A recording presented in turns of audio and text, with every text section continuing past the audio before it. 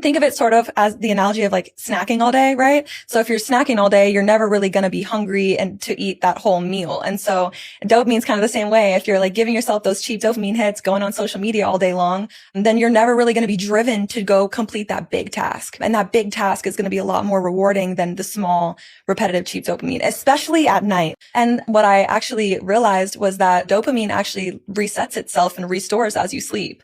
And so scrolling at nighttime or binge watching Netflix or any of those things that give you cheap dopamine, and even eating late night snacks and all that, it disrupts your sleep and that keeps your dopamine system from restoring itself. But also it desensitizes your dopamine receptors. So when you wake up in the morning, you're less sensitive to dopamine when you wake up in the morning, when you give yourself cheap dopamine at night. Cheap dopamine is a big reason why people stay stuck. Yeah, because if you're giving yourself snacks all day, you're never going to be driven to cook a meal. If you're giving yourself cheap dopamine all day long, you're never going to be driven to go do the big task that's going to help you get closer to your dreams.